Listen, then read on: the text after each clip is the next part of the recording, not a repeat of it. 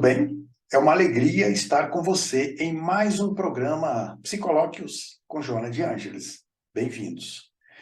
Nos vídeos de número par, os últimos, temos falado sobre a imensa importância do pensamento em nossa existência.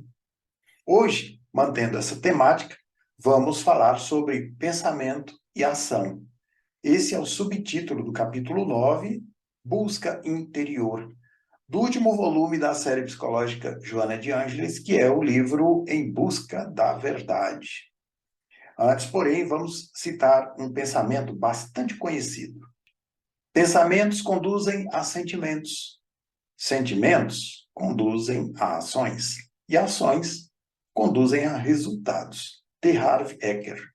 Outra citação importantíssima aqui para o nosso tema de hoje vem do livro Vida Feliz, cuja autora é Joana de Ângeles. Ela nos ensina ali que o pensamento são fenômenos cognitivos que procedem do ser real, isto é, do espírito, que nós somos.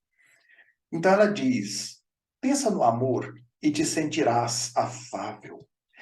Cultiva a ideia do progresso e terás estímulo para porfiar, logrando êxito, ou seja, conseguindo êxito, sucesso nos empreendimentos. Sustenta a ideia do bem e descobrirás quão ditoso és como fruto do sonho vitalizado. Se pensas no medo, ele assoma, ou seja, vem à tona e te domina. Se dás atenção ao pessimismo, torna-te incapaz de realizações felizes. Se te preocupas com o mal, permanecerás cercados de temores e problemas.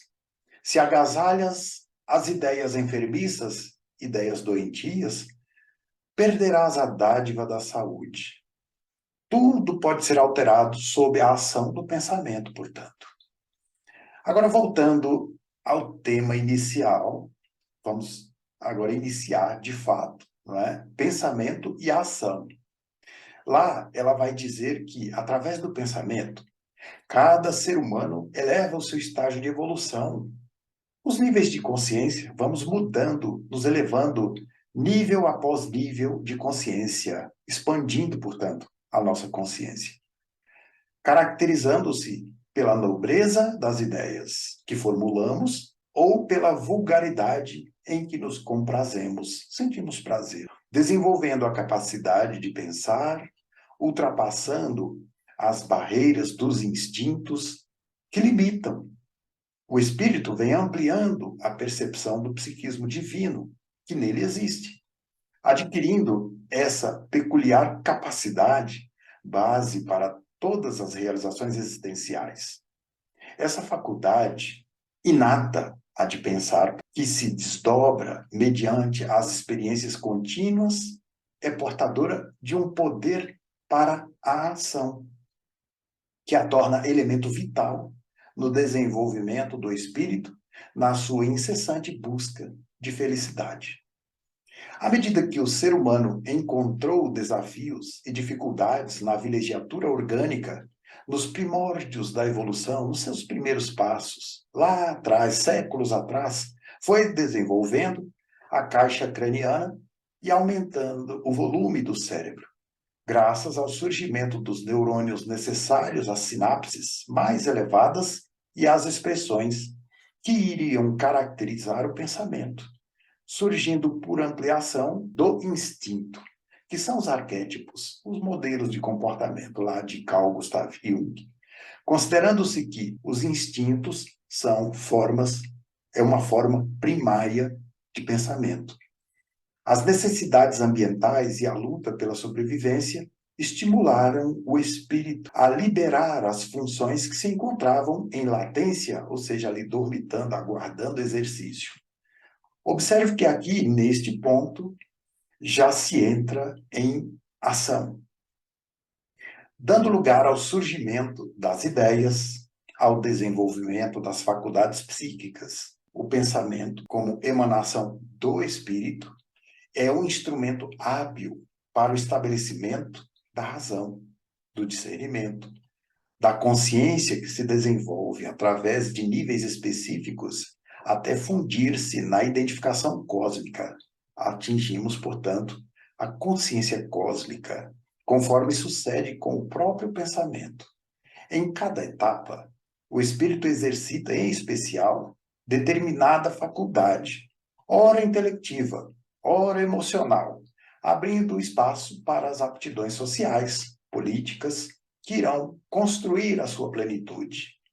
O pensamento, portanto, em face das conquistas adquiridas pelas experiências, agiganta-se e transforma-se em força criadora, que a consciência de si orienta sob as diretrizes ético-morais indispensáveis à canalização das ideias e aspirações compatíveis com o estágio de desenvolvimento de valores elevados. Foi graças a esse esforço e direcionamento que surgiram os conceitos filosóficos, as inabordáveis conquistas científicas, as maravilhas da arte em todas as suas expressões, as sublimes realizações espirituais e religiosas, o estabelecimento dos códigos, dos direitos e dos deveres do ser humano em relação a si mesmo, ao próximo, à natureza, à vida.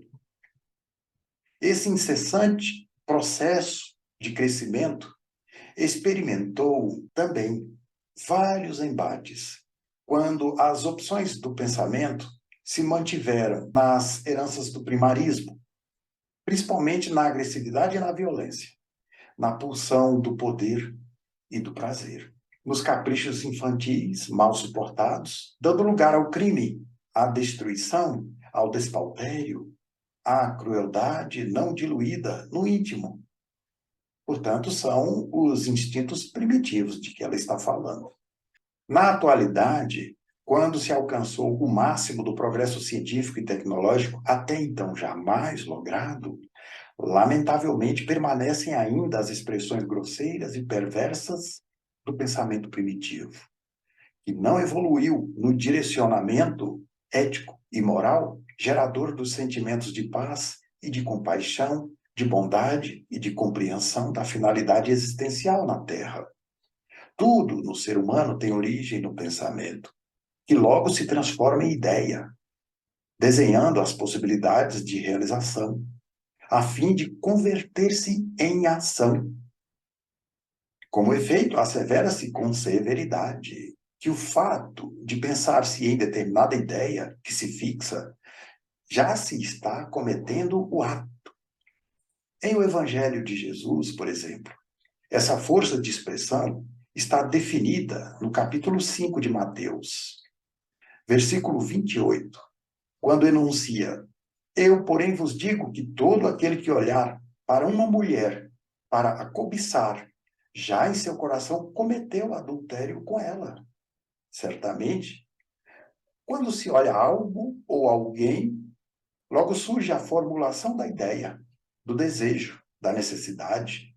E no caso em tela, o pensamento desregrado, indisciplinado, acostumado ao imediatismo da libido, logo passa a experienciar a ação, desde o instante de emissão da onda mental. No mesmo contexto, o oposto também é verdade. Quando se fixa a atenção e, consequentemente, o desejo mental em algo enobrecedor, já se inicia a vivência daquilo que se imagina, que se sonha.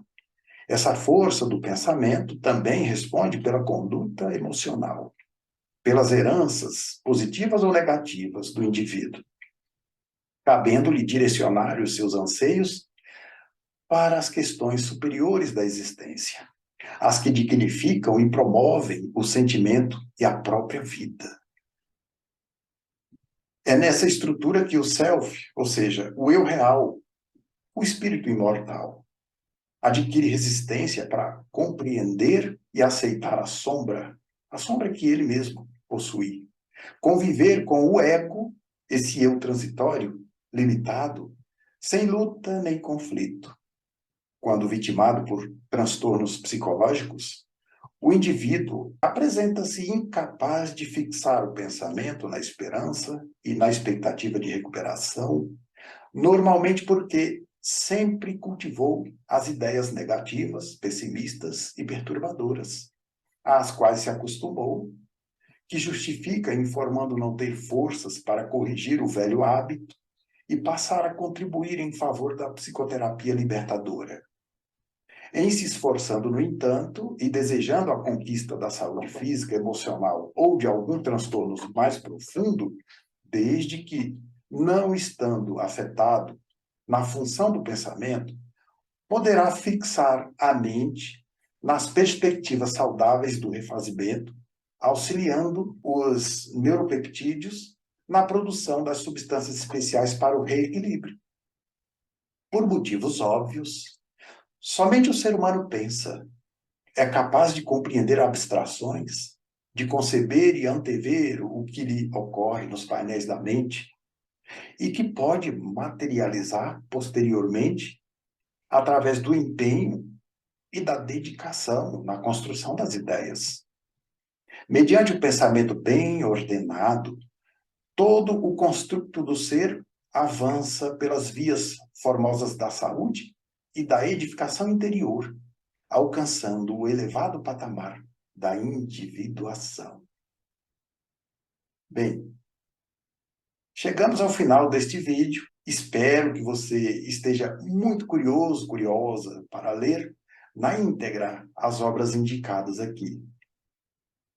Não esqueça de comentar aqui abaixo, de marcar um joinha e de se inscrever no canal se ainda não o fez. Muita paz e até breve.